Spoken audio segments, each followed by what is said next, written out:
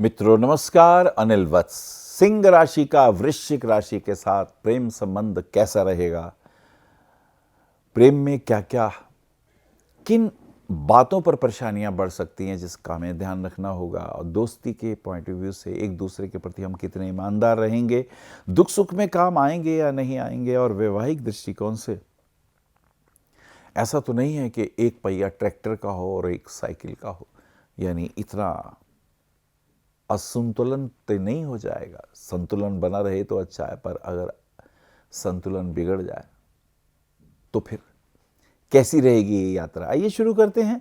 सिंह राशि वाले स्वभाव से उग्र, जैसा आप जानते हैं, स्वाभिमानी हैं, ईमानदार हैं, पैसे के मामले में बहुत पक्के हैं, कहीं रुपया फालतू खर्च करने वाले नहीं हैं। प्रॉपर्टी तो ये बना ही लेते हैं देर सवेर से, कैसे ना कैसे करके। और जब ये वृश्चिक के साथ जुड़ते हैं तो क्या होता है, देखिए दोस्ती के पॉइंट ऑफ व्यू से एक बात का ध्यान रखें कि वृश्चिक इनकी जन्म पत्री के 4th हाउस को रिप्रेजेंट करता है। 4th हाउस प्रॉपर्टी से संबंधित है, दीर्घकालीन योजनाएं हैं, गृह मंत्रालय, घर की जितनी भी समस्याएं हो सकती हैं, आज घर में ये चाहिए, आज खाने के लिए ये चाहिए, आज ये कपड़े चाहिए, आज ये रहने के लिए ये आवश्यकताएं हैं, आज ये बिजली का बिल आ गया, आज पानी का बिल आ गया, घरेलू जितनी भी बातें हैं वृश्चिक हमेशा वो सामने रखता रहेगा। जब तुम वृश्चिक के साथ जुड़ते हो तो वृश्चिक तुम्हें प्रेरित करता है, सावधान करता है कि ये चीज़ें घरेलू ज़रूरी हैं, आज थोड़ा रेनोवेशन वर्क ज़रूरी है, आज ये कार्य करना ज़रूरी है, आज पर्दे लगाने ज़रूरी हैं, कलर कॉम्बिनेशन ठीक करने ज़रूरी हैं, ये जो अलमारी है उसके अंदर ये प्रॉब्लम आ गई है। यू थिंक घर की कितनी बातें हो सकती हैं। तो स्कॉर्पियो तुम्हें ये सब बातों के प्रति सजग करेगा। तुम खींचने लग जाते हो कि छोटी छोटी बातों के लिए तुम मेरे को बोलते हो, तुम खुद ही कर लो ना। देखिए जहाँ तक दोस्ती की बात है, तो दोस्ती में जब तुम्हें प्रॉपर्टी लेनी होगी या तुम्हें कुछ सामान खरीदना होगा, गाड़ी खरीदनी होगी, तो वो तुम्हें अच्छी राय देगा, तुम्हें तब वो बुरा नहीं लगता, क्योंकि वो घर से बाहर है, दोस्त है, तो तुम्हें दोस्ती के पॉइंट ऑफ व्यू से बहुत अच्छा लगता है। और स्वभाव था तुम्हारा मन भी उसके साथ ही लगता है ना, क्योंकि वो भी फिजिकल बॉडी वगैरह बनाता है, और वो भी थोड़ा क्रोधी सा है और ईमानदार भी है। लेकिन जहाँ तक ईगो की बात है, क्रोध की बात है, वो उसके पास भी है, वो तुम्हारे पास भी है। तुम थोड़े फास्ट मूवर हो, उसके पास जल्दबाजी है मंगल की, लेकिन वो पेशेंस से काम करना चाहता है। उसके पास बहुत ज़्यादा ऐसी जल्दबाजी नहीं है कि काम अभी निपटाना है, जल्दबाजी तुम्हारे में है। उसके पास वो सोचेगा, समझेगा और फिर काम करेगा, और फिर उसको नुकसान होता है तो हो, फायदा होता है तो हो।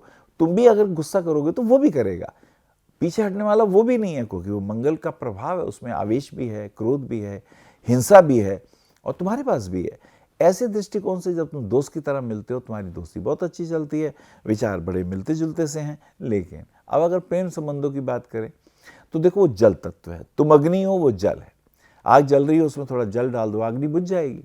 लेकिन उस जल का उपयोग कर सकते हो। तुम्हें प्यास लगती है तो पीना तो जल ही होता है ना।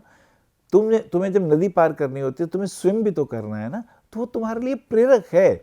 घर के कामों के अंदर वो तुम्हें प्रेरित करता है, घर कहाँ लेना है, किस तरीके का लेना है, गाड़ी लेनी है तो कैसी लेनी है, हाउस होल्ड की जितनी आवश्यकताएं हैं उसके लिए वो तुम्हारा बहुत अच्छा एडवाइज़र भी है।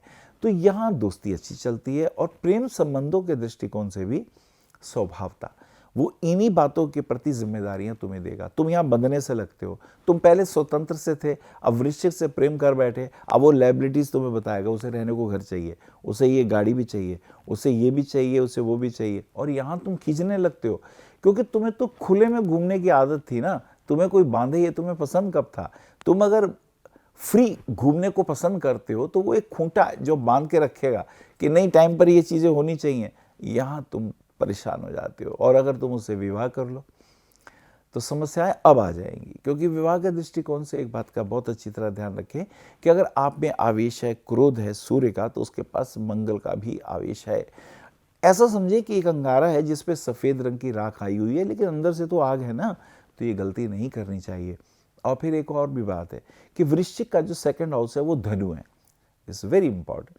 वो धनु वो नॉलेज वाला है, वो एक वकील की तरह बात करता है, वो काउंसलिंग अच्छी करता है, वो हारने वाला नहीं है, वो कभी भी नहीं हारेगा। और इस मामले में ध्यान रखें, आपकी कोई भी बात अगर आपने उसकी इंसल्ट कर दी या आपने उसके परिवार वालों के लिए कुछ कह दिया, तो उसे पुरानी बातें याद रहती हैं। वो याद करके आपको बताएगा तुमने तब ये किया, तुमने ऐसा किया। ऑफ कोर्स वो ब्यूटीफुल है, उसका कद काठी अच्छी है, सुंदर है, अट्रैक्टिव है, लेकिन इसी के साथ वो बहुत जिद्दी है। और अपना मान सम्मान के प्रति सजग है, अपने माता पिता, अपने परिवार वालों की, अगर तुमने विवाह करके उनको किसी को कुछ कह दिया तो समझ लो तुम्हारे लिए मुसीबत खड़ी हो जाएगी। वो हारने वाला नहीं है।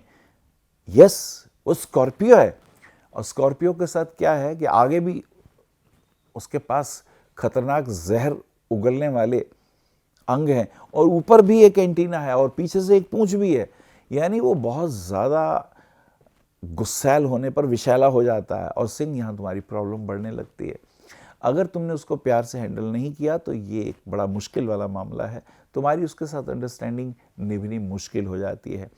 तुम्हें आदत है आदेश देने की, तुम्हें आदत है भरे 4 लोगों के बीच में किसी को भी या तो तारीफ कर दी पर तारीफ कम करते हो, और किसी के अवगुण हो तो वो खुलेआम बोल देते हो। यहाँ वृश्चिक नाराज हो जाएगा।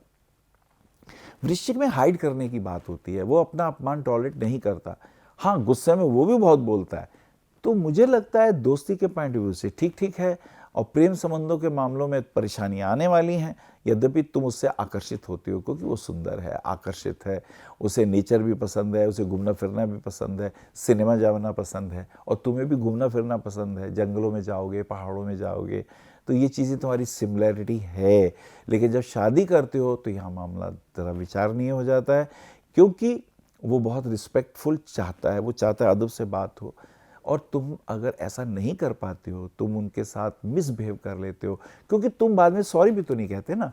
अगर तुम कहो सॉरी मुझसे गलती हो गई, ये तुम्हारे लिए प्रॉब्लम है, और वो इसका इंतजार कर रहा है, और तुमने एक बार कहा सॉरी होगी, वो आगे भी तुम्हें बताएगा कि तुमने पहले भी ये गलती करी थी, इसलिए तुम्हें फिर सॉरी मांगना चाहिए। वो तुमसे नहीं होगा तो क्या होगा, संबंध खराब हो जाते हैं, फिर अंडरस्टैंडिंग में प्रॉब्लम आती है। मुझे लगता है यहाँ परेशानी वाला मामला है। ऐसे में सिंह राशि वाले को एक पुखराज तो पहनना ही चाहिए, और इसी के साथ साथ अगर वृश्चिक राशि वालों से वो जुड़ते हैं तो उन्हें एक मोती रत्न ज़रूर पहन लेना चाहिए। ऐसा करने से दोनों का आवेश थोड़ा शांत हो सकता है, और इस दृष्टिकोण से दोस्ती के दृष्टिकोण से बहुत अच्छा है। प्रेम संबंधों में 50% अड़चन है, और विवाह के संबंधों में तो पक्की अड़चन है, क्योंकि दोनों की ईगोज अलग अलग है।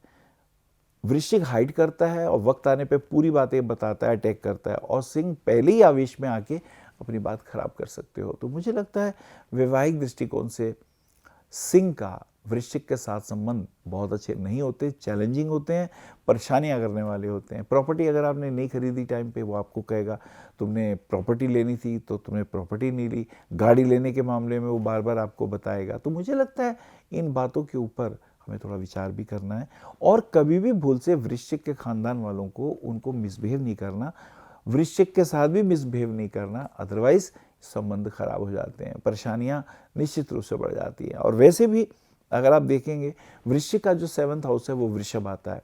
वृषभ यानी धैर्य है। अगर स्कॉर्पियो जल है तो उसका 7th हाउस जो बनता है वृषभ बनता है, वो भूमि है। तो वो इन दोनों की अंडरस्टैंडिंग बहुत अच्छी होती है, स्कॉर्पियो की और वृषभ के साथ बहुत अच्छी अंडरस्टैंडिंग बनती है। ऐसे ही सिंह राशि वालों की कुंभ राशि वालों से अच्छी बन नहीं पाती, क्योंकि दोनों के विचार अलग अलग हो जाते हैं। विवाह के दृष्टिकोण से परेशानियां बढ़ती हैं, पर यहाँ एक चैलेंजिंग जॉब है। एक दूसरे के साथ विवाह करके शांतिप्रिय ढंग से रह पाना काफ़ी मुश्किल है, इसमें बहुत सारी परेशानियां आती हैं। नमस्कार। आप आचार्य श्री अनिल वत्स जी के ज्योतिष व ध्यान संबंधी प्रोग्राम www.astroanilvats.com व मासिक राशिफल YouTube पर भी देख सकते हैं। विशेष जानकारी के लिए संपर्क करें भविष्य कथन VE279 गली नंबर 6 हरिनगर न्यू दिल्ली 110064। हमारे फोन नंबर है 9891739999 और 9818189993 और 8860006030 और 9810880002। हमारी वेबसाइट है www.bhavishyakathan.org। ईमेल है acharyaanilvats@gmail.com।